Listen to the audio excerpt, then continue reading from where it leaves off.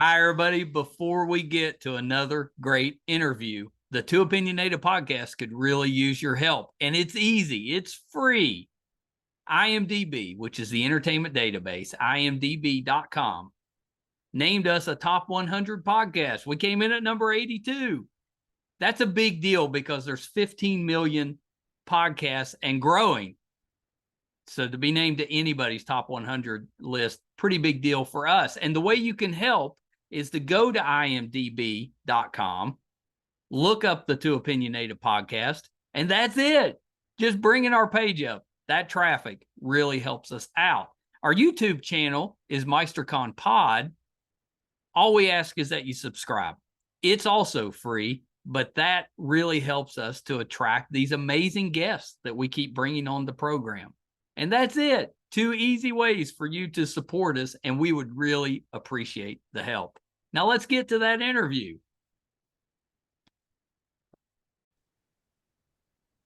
Hi, everybody. Welcome to another edition of Two Opinionated. I'm so excited today. I've got the production team from Pets and Pickers, which is getting ready to start its 3rd season. So welcome to all of you. Hey, thank you. Oh. Hello. Y'all, could I start with you and have you go around, kind of introduce everybody and what it is that your involvement is with the show? Sure. I'm Eyal Lichtman. I'm the CEO of the Regional Animal Protection Society, and I'm the co-producer on the show. And with us is Tyson Hepburn, who's actually the producer of the show, Tyson Media. And also with us is Karen Camachi, who's the manager of all our thrift stores, which is a big part of the show. Yeah. Well, welcome to all of you. It's such a fun show, especially if you're an animal lover. You know, we love to see animals getting taken care of the way we would take care of them if we were capable of it. So I know it's getting ready to start the 3rd season, but congratulations on the show's success. Doesn't surprise me. I think there's so much interest and so much love, especially with dogs and cats. Yeah, so the show takes on 2 genres. One is picking, like Storage Wars, Yep. right? Or all the other shows that have anything to do with finding, treasures in people's basements or barns. And the other part is animal hospital, veterinary care, animal rescue, all combined together. So we took the 2 genres, we put them together. It was, Tyson Media who really took this on. He's the one that really invested and saw potential here between those 2 genres. Tyson? Mm-hmm. Yeah, no, 100%. It was it's really interesting, Michael, the kind of combination of 2 worlds, right? The storage wars, the picking aspect of the show, raising money for the animal hospital, right? So it was a really unique and compelling mashup of 2 different genres as we talk about. I know, Tyson, you've done that with several programs. You've worked with fishermen and truckers and all kinds of different things. What kind of gives you the idea that says, okay, this profession people would find particularly interesting, so you turn it into a show? Because a lot of times it just seems like it's everyday jobs that a lot of people do, but maybe we don't know as much about them as we would like.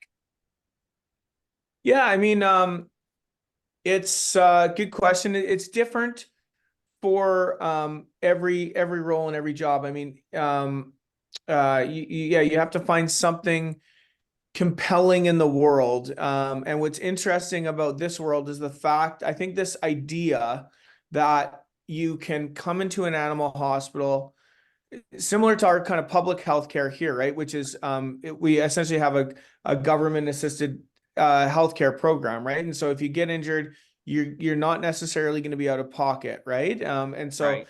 the animal hospital, in particular cases, they can't help every single person or every single animal, but in special situations, when your animal is sick or injured, they come into the animal hospital, and the animal hospital helps you take care. They help take care of the bill, right? If it's a payment program, or if it's they pay for part of it, or they do the whole meal deal and pay for the whole thing.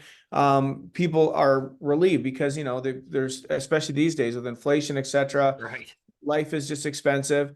And this place helps you, takes care of this for you, right? And how they do that, they have this amazing and, incredible thrift store. And at the thrift store, they open up these abandoned storage bins, and there's a whole litany of things that they never expected. And this whole kind of combination of thrift store and animal hospital was so intriguing. And it's such an incredible thing to be part of, right? And to capture. Yeah, yeah, for sure. How did the store evolve eventually into kind of helping the hospital? Was that that way from the beginning, or did it just over time you figure out we need an income source coming in, so you kind of combine it with the thrift store? Yeah, we're a strong believer in social enterprise. So that's charities running businesses, and all of the revenue from the business goes back to helping the community. So we opened up, we had one thrift store, then we brought Karen on board as our manager, and she's a dynamo. And Karen can speak to this, but she opened up 2 more thrift stores Gonna after. open up another one soon too. So in another month, we're opening number 4. And so all of the revenue from that goes to to helping the hospital and subsidize the hospital. Since we opened in 2018, we've already given back to the community over $6 million in subsidies. Amazing. So it's pretty huge. So I'm going to let Karen tell you how, we got into all of these bin things, because that was before the show started. So Yeah, it actually happened. Fill us in, Karen. I mean, at the peak, right before the pandemic happened, a fella came in and said, "Do you want 40 storage lockers that have been sitting around for a couple of years and nobody's doing anything with them? Do you want them?" And I have a policy at Wraps Thrift Stores. We don't say no to donations ever. Right. So right now, I'm overwhelmed with donations. That's why I keep on opening stores, because I have to find places to put my stuff. And so we took those 40, and those 40 bins turned into 200. And it just continued to steamroll. And now with Pets and Pickers, people realize they have a place to put their stuff. So that has also brought in more donations into the thrift store, because people see us on TV, they mail me stuff. It's been pretty remarkable. And I'm a Storage Wars junkie. Started filming for our own YouTube channel, opening up these bins. And then Tyson came in with Tyson Media as a client at the hospital. And that's when Tyson and I showed him a couple of the videos I've been taking, because we found treasures. Like, it's unbelievable what we find in these bins, like real treasures. Karen can tell you some of the valuables that we found in these things, right? And it goes a really long way to subsidizing the hospital. And then, Tyson's the one that we have to credit that just ran with this idea after he saw it. And it's all history now. We launching 3rd season in a few days on TV, and hopefully Season 3 has the biggest picks yet. Season 3 has the biggest yeah. picks we've ever found. Season 3 And is just to biggest. Oh yeah, and just to clarify, we were actually doing it was a different TV show called The Dog Dudes. Was how we had the injured animal. I get I guess we were clients. I mean, the Dog Dudes were clients. A different TV show, and we found Wraps because they have the world, or the North America's, one of North America's only, must still be true, right? Hyperbaric chambers for animals, Canada. where they pump Canada, in Canada, yeah, where they pump 100% oxygen into a chamber, similar to how athletes, professional athletes, or humans do. They pump 100% oxygen in, and if there's like, this particular animal had sore joints, and it fixed the animal, and then AL started showing me these really interesting the picking part of his business, and we're like, okay, how can we? This is cool. How do we put these worlds together, right? So. That's a long time ago now. Actually, we're sharing photos. I was just sharing some photos from our press release 2 years ago, when we started this show, you know, I don't kind of in even the middle of recognize COVID. myself in that thing. Well, Did you you're on see I TV posted- now. It changes you. I'm like, Yeah. wow. I don't remember my Yeah, hair. you can looking see like that. this. Yeah, the camera takes off 10 years, right? That's right. Yeah, you better. So yeah, so it just evolved from there, and the word is spreading. We get more new clients in a month than most hospitals get in a year. Wow. That's how much volume is coming through the hospital right now. And we changed our mission statement because of the TV show and because of the hospital and what we're doing to help animals and their people. And we realized that most animals reside with people, and that too many people were abandoning or surrendering animals because of vet care, the cost of vet care. And your average family, we're not just talking about low income here. We're talking about middle income people Right. cannot afford a $5,000 to $10,000 bill for a surgery on their animal. Only 3% of people have pet insurance. So most people are paying with their credit cards, and they can't afford that, and they never get out of debt because of it. So we wanted to come up with a solution to help them, and that's just subsidized vet care. And that's what we're doing. I love that. I love that. My son, who he handles the hard stuff for the podcast, the editing and the marketing, I'm just the talking head. But Yeah. he's a dog lover, and you know his dogs are like his kids. You know, he treats them like you would treat people, and I know a lot of people are like that, and it's heartbreaking when they run into those situations where they're sick or hurt and they can't afford really to help them, and it limits what the response is, because then you have to choose, do you just let the animal kind of suffer without getting fixed, or do you put them down? And that's not really something that most people want to do. Yeah, too many animals are euthanized just because of the cost, right? And and we consider that as a crime because we're an animal rescue organization. So we figured if we can help people, we can save animals. So that's what we've done. And we have the only interest-free payment plans of any clinic in the area, right? So people come in, we put them on a plan, but at zero interest. I love Right? that. Because a lot of people can make payments. It's the interest that really gets you, because it just Right. compounds everything that you're paying. You hit it right on the nail. But not only that, I can't listen, I'm middle class, right? I have 5 animals at home, 3 cats and 2 dogs. I can't afford a $5,000 vet bill myself, right? But I can afford $100 a month if I need to pay it off, That's right. Yeah. right? Yeah. But 5,000 up front, where am I going to come up with it, right? Yeah. I either have Yeah. to take it out of a line of credit or out of on my credit card. Yeah. Well, and a lot of people don't even have that. You know, That's right. they don't have a card that they could put that on. They're just out of luck because they can't come up with the entire bill. A lot of veterinarians and hospitals, they don't have payment plans. You know, maybe it's a half down, something like that. But even the half, when you're talking in the thousands, that's pretty pricey. It is. And if they do have payment plans, it's with an outside company that charges you credit card rates. That's right. So you're in the same situation. Yeah. Yeah.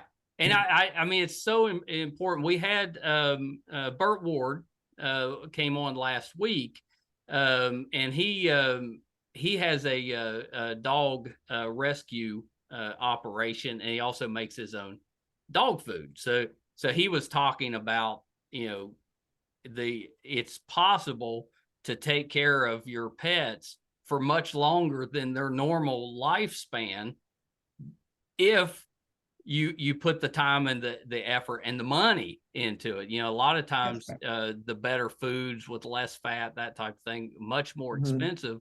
So it's difficult, you know, for someone to really care for a pet. So I love those situations with what you're doing to help people get through that. You know, Bert, he was kind of, everything was geared as a charity. So, you know, they work out a way to make everything affordable for people. And I think that's, you know, we're relying on people like you to come up with solutions because there hasn't been any before.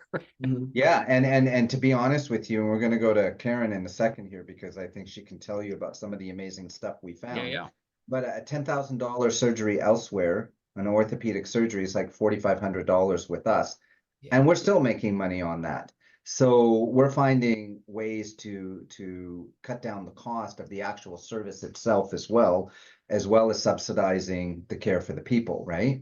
But what goes a long way is like these special things that we're finding in these bins, right? So if people are watching the show, like I'm really upset that I don't get to pick because I want to be part of the picking team and they won't let me.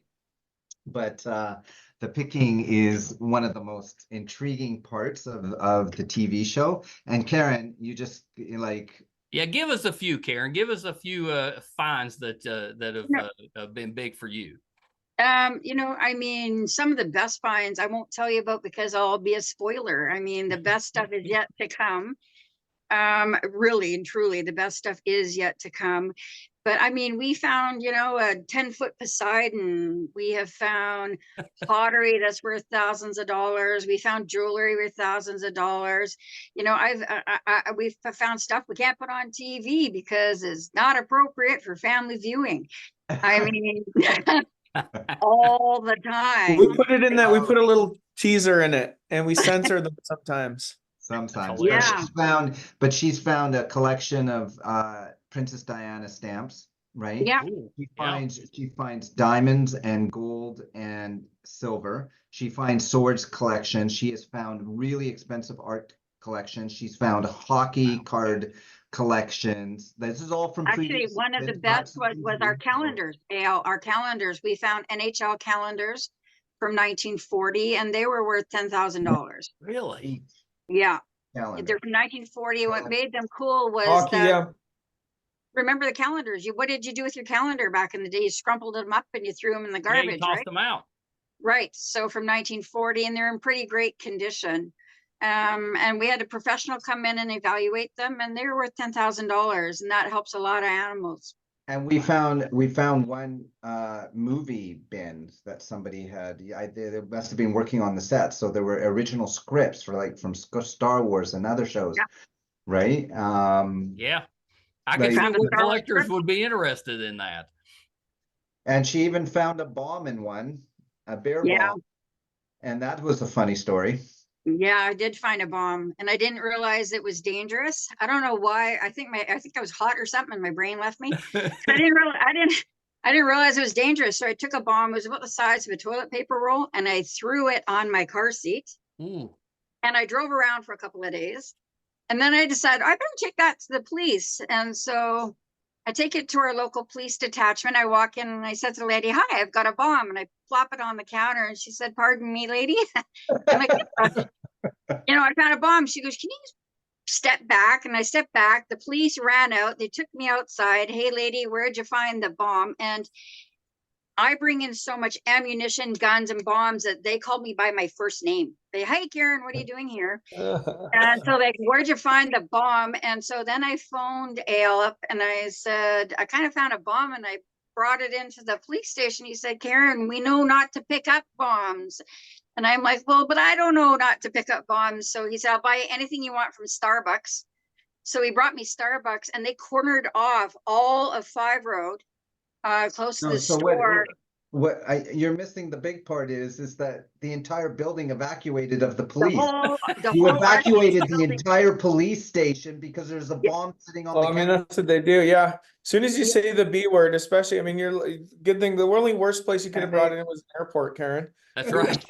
Well, and what was funny And they about had it? to bring in the bomb squad. Like you're downplaying way too much, Karen. Yeah, It was and so hilarious. So then Ale came, and I sat in Ale's car drinking Starbucks while the bomb squad came by, and the yellow quartered off so nobody could go down the road. But I had no idea what I was holding was a bomb. Like that. Somebody said, Did "Keep you the get bomb." that filmed? Did you film all of that? No, we No. missed it all. That was all before. I think that was either between seasons or it might have even been before season 1 I think it started. was a Hey, bit before, yeah. Yeah, yeah, we but really I mean, wanted it. We couldn't Yeah, reenact that one, right? and the TV show also missed an entire S&M bin. oh So- yeah, that was true. We did get Yeah. some S&M stuff though too. We missed you know, you try to capture as much as you can within our kind of tight restricted shooting schedule, and then Well, but that's right. You're we not have going to done shoot everything. We have found guns, lots and lots of guns. ammunition, all that. TV's captured all that, and most of them are collectible guns, like they're vintage, they're 100 years old, and stuff, but we still have to turn those into, and then the police decide if we can have them back or not. But You we would find think that all that the time. that somebody would know not to just store a bomb.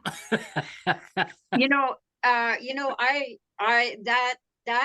was a whole military bin. I mean, there was a flag that was folded up. There was knives. There's all sorts of paraphernalia. So I think the person was in the military, and sometimes the people pass away and they don't come back and get their stuff. So that could have happened, but it was a bomb about the size of a toilet paper roll, and it never dawned on me at all that it was dangerous. My husband's like, "What are you doing?" Right? You know, my grandchildren are like, "Grandma, are you nuts?" So yeah, that happens to us all the time, right? Where we have to get people out of the bin because something's dangerous. Well, I could see like when, especially when people pass, you know, if you're a collector or you have something that you're a fan of and you collect it, well, that stuff probably not going to have the same meaning to anybody that comes after you. And so when people pass, a lot of times that stuff just sits, or people get rid of it because they don't want to fool with going through it. I'm assuming that's where most of the bins are coming from. They're just abandoned. You know, we had an Aboriginal Ben. He was an artist. He's a famous Canadian Aboriginal artist, and he passed away. He didn't collect his tools from carving. He carved Aboriginal masks. He didn't collect it. His family didn't even know where his stuff was. And we found a picture of him with the Dalai Lama inside the bin. And that's, you know, and a picture saying his daughter's name. And that's how we found them. And we actually didn't earn any money. We actually gave the stuff back to his family. Oh, that's great. Yeah, Yeah. and so the story there is that a lot of families don't know that other people in the family have storage bins, right? So there's no one to contact. And yeah, some of them are going to see some of their family stuff on TV, but yeah, that's what happens. People move overseas, they don't want to pay for the storage anymore, and they just let it go. So the majority of the stuff we're getting is actually just your great household stuff, right? I've So gotten some great Louis Vuitton though. You know, I mean, I got lots of Louis. I tried selling Tyson a really nice Omega watch. I mean, we found some pretty cool stuff. Yeah. We almost bought a diamond. I got engaged. I almost bought a engagement ring that was found. Yeah, I kind of asked him for a long time about that. Jim, one of our production coordinators, was supposed to buy it. So yeah. Yeah, Pretty that's cool. you know, yeah. No, we've had some wonderful support from the community and from the storage companies. They've been really great. Do the stores, like when you come into the shops, do they let people know that money is going to help with the animal stuff, or is it just known from the TV show? No, they tell 100% of the time. It says all over our stores, 100% of the proceeds go to animals. That would make me more willing to spend money, I think, if I knew it was going to help a good cause. And I think we get donations better, right? People donate stuff to us because it goes to animals, right? Yeah. And 100%. It's not like 3%, like some other thrift stores, right? 100% of it goes to help. They still try to barter with you, though, don't they, Karen? There's big signs saying no bartering. All the time. It makes me crazy. That's the fun part, Karen. It's the bartering. Oh, right. But the beauty is, now, if it's 50 cents, I want to buy that for a dime. You bet. There's Sorry, my life. Thrifting is like the new generation loves thrifting, and they're finding amazing deals. But we don't just get used product. We get a lot of stores donating to us now brand new product. So we had a couple of furniture stores closed down during COVID. They donated all of their supplies to us, all brand new furniture. So we have so much stuff right now. We have 3 40-foot containers full of brand new furniture that we need to blow out, right? I mean, it's a huge amount. And we get other groups that just have pallets and pallets of brand new stuff, and they're shipping it to us. And truckloads, literally, we have to open a new store just because we are overwhelmed with That's amazing stuff, which it's a great problem to have. actually a really great problem to have. Have you seen other, organizations try to copy that model where they've got a thrift store that helps a charity? Because that seems like a good model. There's definitely other hospitals all over North Does America SPD that does it have, or no? not in the animal sector, in the private and Okay. human sector, right? There's Oh. human hospital thrift stores. Yeah. Right. So yeah, no, we're not the first to do it, but there's other Sounds ones like you that kind of perfected it, though. I think so. Yeah. I think what makes our model slightly different than everybody else is that we are a community. I know most of my customers that come in, I get my customers calling me if I don't show up at the thrift store.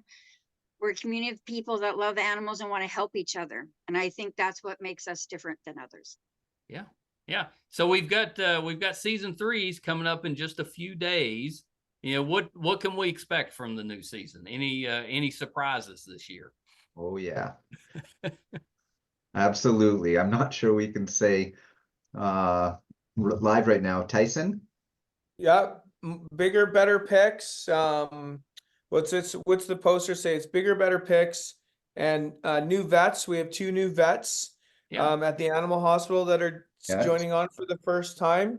And we're following a little bit of their story. Both of them coincidentally came from England. One of them is Canadian, one of them is British. And they came here to practice in Canada, and they were drawn in to Raps's unique way that they help people out, right? So that helped kind of draw them in. And yeah, so we kind of follow a little bit of their story, and then as well with our existing veterinarians as well. We have the microsurgeon. What's Marius's official title? He's the senior medical director, and he's got a senior PhD medical. in microsurgery. Yeah, so he's been with us. We've been following his story since season 1. He lives in Florida now, but we still capture him because they fly him up. AL and their team brings him up once a month or once every couple months to Once a month. He's here 1 week out of every month, 1 week but out of every month. It's incredible he's schedule. online every day with the staff. Right, yeah. So I don't know how he does it. The man never sleeps, and they cover him. We actually filmed him coming out of the that we never use this footage in the show, but it's going to be in some of our extra content. We filmed him driving to the hospital from the airport. The airport's actually really close to the hospital, so he literally like jumps off the plane, jumps into the animal hospital, like does the surgery, teaches people, jumps back in his car, back to the airport. It's like a crazy setup. Amazing. Yeah. We're fortunate because of our model that vets are coming wanting to work with us, right? Where other clinics are looking and there's a shortage of veterinarians. We've got vets from all over Canada, the United States, and England approaching us to work here. Have you run into anybody that's camera shy? Yeah, 1 or 2 that they applied, and we said, listen, this is part of the work here, right? Yeah. The cameras around, and they chose that it wasn't for them just for that reason alone, and that's fine. But our team is very, very dynamic, right? At both the hospital and at the thrift store. It's a very large team. They're very eccentric at the thrift store. That's what makes it so interesting when they're picking and opening the bins and picking them. And then just the outgoing open hearts vets that we have and staff at the hospital, and how they help people. So those 2 combined, you really have to fit into the culture here to be a part of our team. And that's what we're capturing on the show. And it's all authentic, right? This is a reality documentary series type of show, and it's not scripted. And what you see is real. Yeah, I think that's so interesting, because a lot of times these type of shows are a little bit scripted, and it takes away from it. As a viewer, you can kind of tell if something is happening live or is kind of unexpected when things come up, and I think that's one of the great parts of the show is you can you can actually see that people are surprised when things happen, and you know, they come across things that maybe they didn't know right off the bat what was wrong, that type of thing. So it's kind of interesting. And that's, and again, you know, this is just the general public coming in that's getting filmed. You can't ask them to script it, you know, to cry on camera, right? No, that's genuine what's happening. Yeah, it's been fun to watch, and you know, my son and I, we would check it out just for the animal stuff, and then a lot of episodes we end up more interested in the picking part of it than we do the animals. It just depends on the episode. Yeah. Yeah, it's been a lot of fun. Do you have a Tyson? So Is there plans to where kind of did you see the show, Michael? You mentioned you watched it. Did you see it on Roku or on Animal Planet? Roku? On Roku, okay. Yeah, because they've got season 1 and 2 now on Roku. Yeah. They just came out recently, and we're in the UK on Roku as well. So yeah, and I think what's the more accessible now? Actually, oh, sorry to interrupt you. I just say more accessible now. It was on Animal Planet US before, so now people are more easily able to stream it. So yeah, Roku has turned out to be a pretty good streamer with that. Originally they were more kind of facilitating for everybody else, but now they offer a lot of content. It's pretty good. Yeah. Pretty well done. Looks like we lost AL there, but yeah, he'll pop back here in a minute, I figure. Do you have Tyson, was there a story from the first 2 seasons that was your favorite? That's a good question. A story. There he's back. Yeah, there he's back. Was that just me? Was I the only one? You were the only one. Oh, yeah, you guys just all froze, but I was still here and I could. Well, it was the reverse for us. We were here and you were froze up, but now you're back. So I just asked Tyson if he had a favorite episode from the first 2 seasons. Yeah, and I said it's a good question, and I'd like to know what these guys as well have to say about that. The one story that sticks out in my mind is the Skeena story. Skeena Reese, who was the indigenous artist. Her father, Victor Reese, was the one whose items we found in artwork that we found, and so the pickers found all this artwork from this deceased artist. We didn't know anything about him except for the fact that he was really talented, and we found photos of him. He actually had met the Dalai Lama, so we knew that he was, not just anybody meets the Dalai Lama, and we found that in a photo, and so we realized this guy was not just anybody can meet the Dalai Lama, so he was a pretty renowned artist. You can tell based on that fact. And then we found a note from him to his daughter, signed, I think, what was it, 89, Karen, or something like that? Yeah, I think she was 12 when she wrote that. Yeah, I think Skeena was 12. It said, "To Daddy, Happy Father's Day, love Skeena." Yeah, so there's a personal note from daughter to father, and then as the production was actually able to help track down the daughter, right? So we tracked down the daughter, really incredible, and then we're able to kind of bring her out and make her part of the show. And it was obviously a very emotional time for her, kind of receiving all these items, and then she was able to disperse some of those items, and she actually donated some of them back to the thrift store because she herself is a big animal person. So all in all, it was a really, just really something, and a lot of the local media picked up that story in particular as well, because it was so it was profound. She was reunited with her dad on something that she never thought existed. Yeah. Right. And it was huge, especially because the carving knives were all named after females in the family. Yeah. Really? We cried for 2 days. Yes. We cried for 2 days. I believe it. It shook me for 2 days. I can still, my hair stands up on edge. And occasionally Skeena still sends me little messages because she's given some of the tools to her children, and it gave her back some of her heritage she thought was lost. That bin was hit. That bin was destroyed. It was hit by a forklift. So it is amazing that we found it at all. Oh yeah, there's tons of water damage. That was the bunch of bins that was they had like all these. So how it usually works is we get a truck drops off 2 bins in front of the thrift store, and that's where we pick them. But then also they had this huge bin city of like all these bins in this back area behind another location that they have a cat sanctuary, and that's where we kind of had a big part of our season 2 arc. And they and a lot of those bins were water damaged and damaged overall, so pretty interesting as well. Yeah, But we had to put the still pole able up so the to- roof didn't fall in. Yeah. Yeah.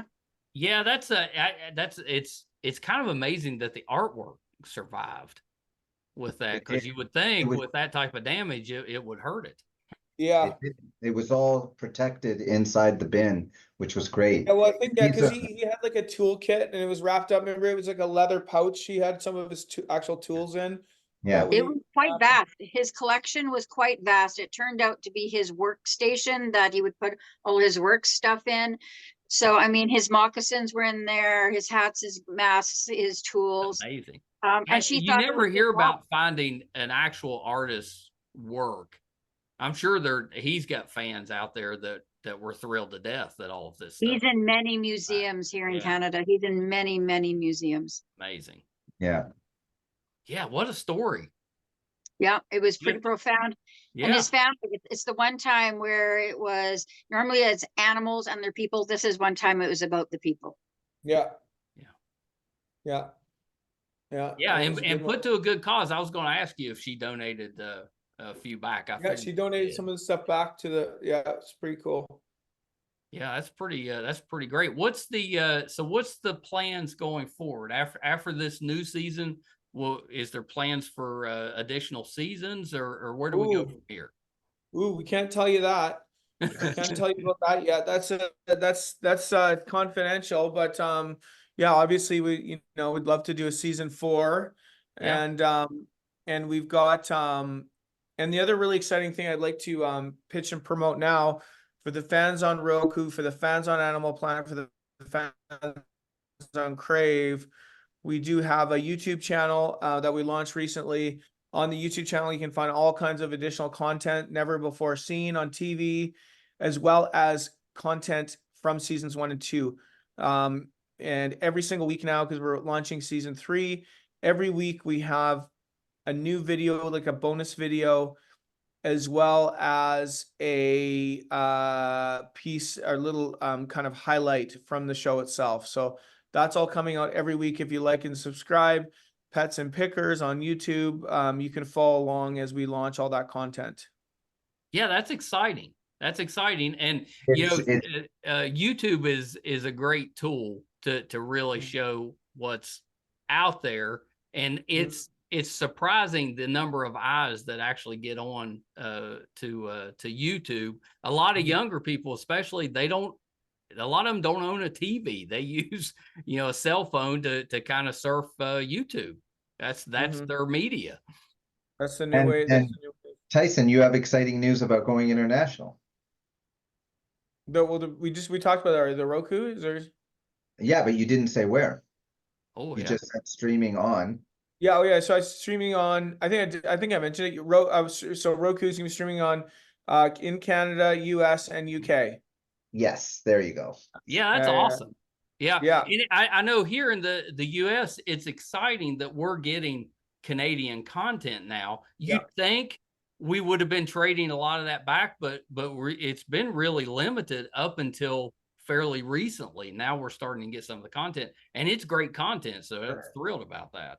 Well, thank you. And I mean, the goal thank you. eventually is hopefully find some investors and donors that come forward to open these type of hospitals in the state.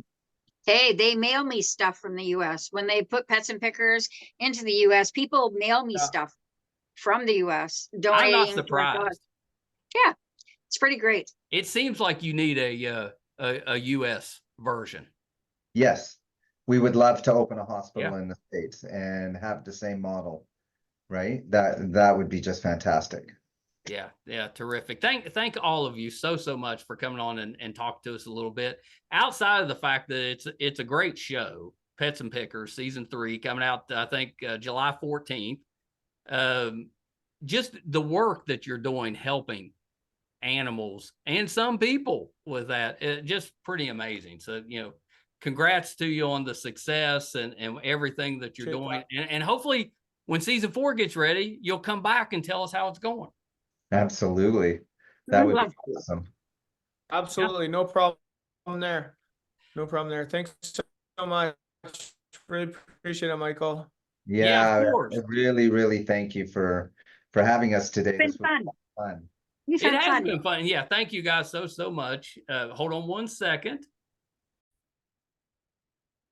The team behind Pets and Pickers, and I know if you're a pet lover, you already know this show. It's so popular. But if you haven't seen it yet, the first 2 seasons here in the States are streaming on Roku, and then Discovery Canada and Animal Planet and maybe Crave, I think, in Canada have them as well, and we'll have the new season starting on Sunday. I think it comes out weekly on Sunday for about 8 weeks. So worth your time if you love Storage Wars, and a lot of us do.